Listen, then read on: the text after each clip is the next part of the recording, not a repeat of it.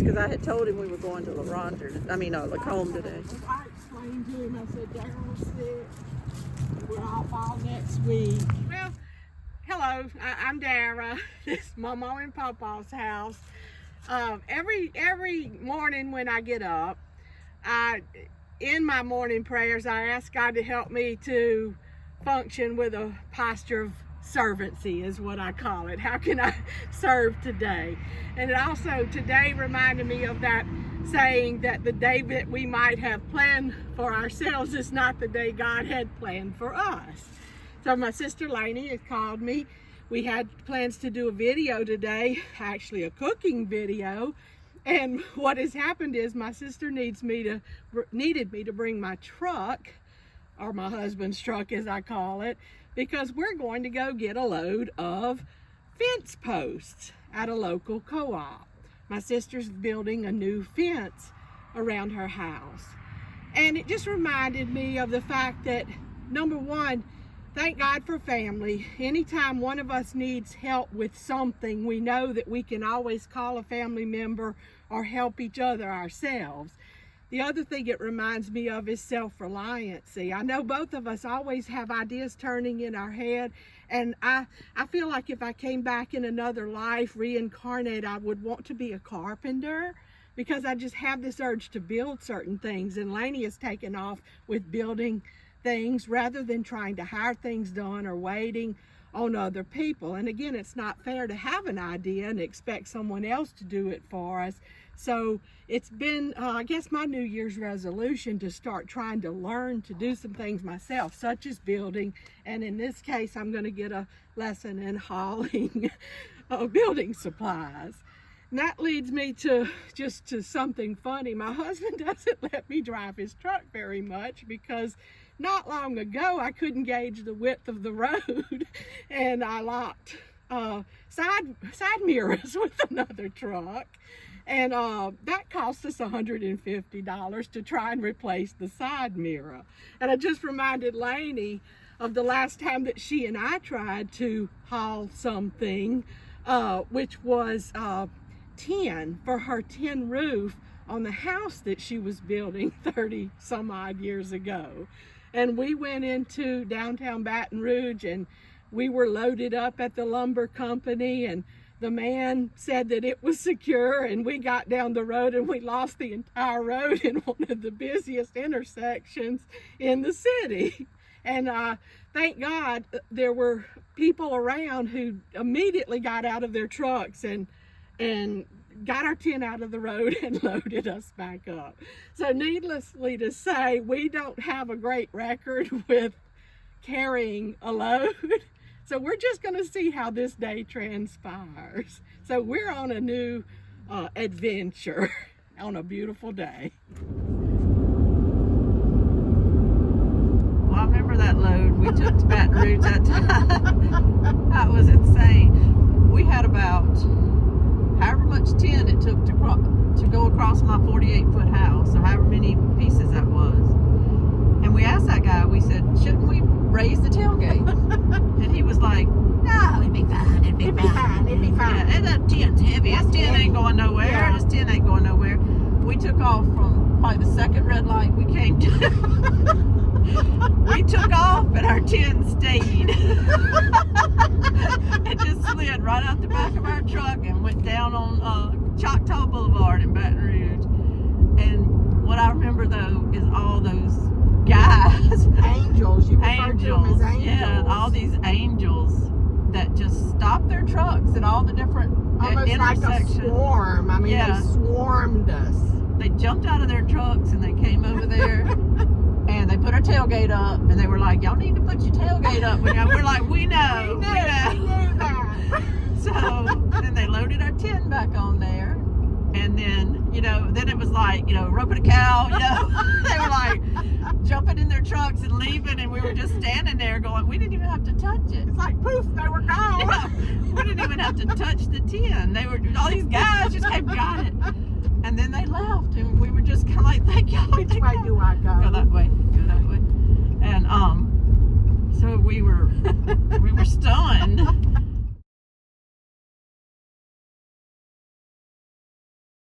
Right here. Turn left.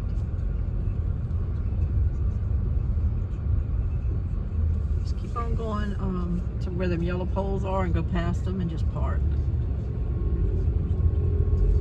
Park pull front end or back end? Just pull straight. Pull straight. We're going to have to go to another building and get the poles. Okay.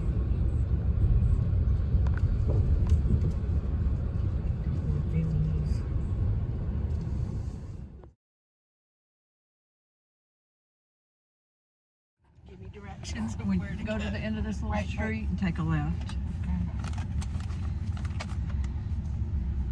I just needed 3 of the round fence posts for my fence, but I wanted to get me some gloves.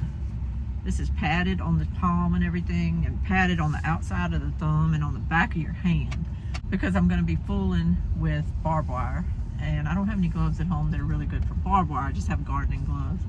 So I grabbed a pair of those, and then I grabbed a pair of the big safety glasses. I'm kind of hoping they'll fit over these glasses, because I need these glasses to see. But in any case, if I'm going to be fooling with that barbed wire, I need something to protect my eyes. He said there's a gate. I can't see. I guess in between those steps is a gate. He said just pull in front of the gate, but there's a truck there. Okay, just pull behind this truck, I guess. Just pull behind this truck. Wonderful. I don't have to back in anywhere. They'll just run them out here. They can probably carry that, no problem. They're doing some fencing too, but a whole lot more than me. So, you know, it's like the way it's taken is like I'm saying, you need to go blow leaves. I said, I can blow the leaves. You know, it's no big deal. Oh no, I'll do it tomorrow. I'm off tomorrow. I can't crank our blower. It's just, I can't crank it. So this one's electric, and I was cleaning out something the other day, and I found a brand new 25-foot extension cord that I had bought a while back, so I've got plenty of cord to do my front and back porches, so yeah. I was glad, you know. Make sure you don't get that other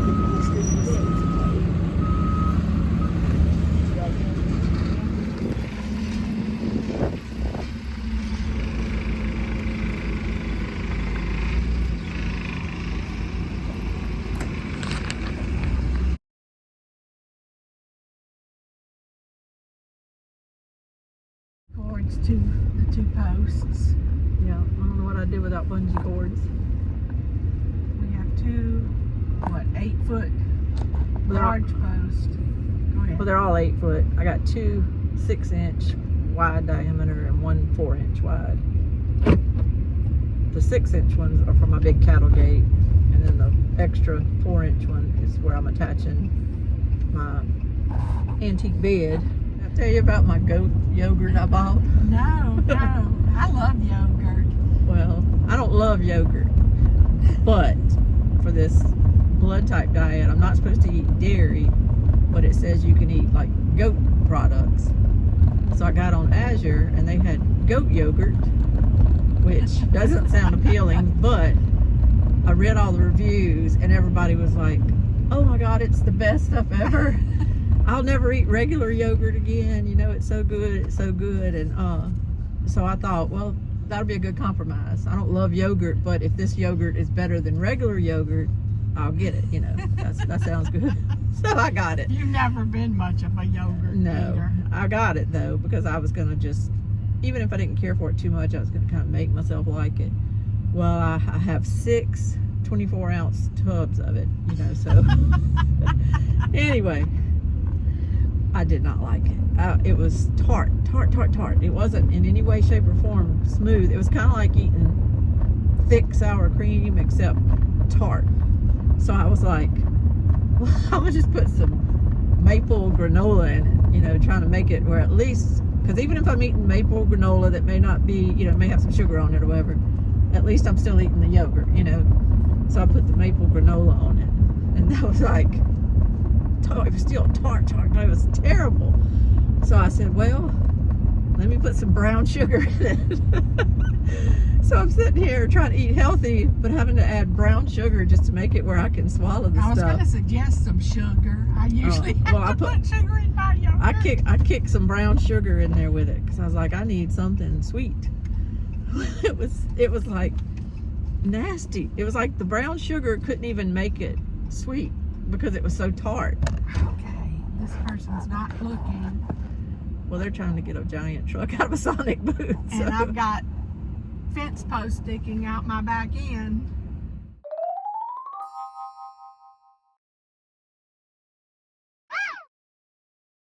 We're gonna make it. Don't talk to Don't him. ask me to fit into one of these little spaces here. I'm gonna have to go to the back parking lot. You can pull on this side. Just go down there and pull on this side. But if you're gonna pull on this side, you need to swing out. Now, what? Anyway, so I realized my brown sugar was not helping. This yogurt was still disgusting. So then I thought, maybe if I add some peanut butter. Well, see, I love crunchy peanut butter with vanilla yogurt and a little sugar. Well, but I was like, stop the insanity. I'm like, you know what would make this goat yogurt taste good? To not put goat yogurt. To not eat it. So I'm like, I'm spending $5 to make this goat yogurt taste good. To heck with it. I'm just not eating the goat yogurt. I'll try it.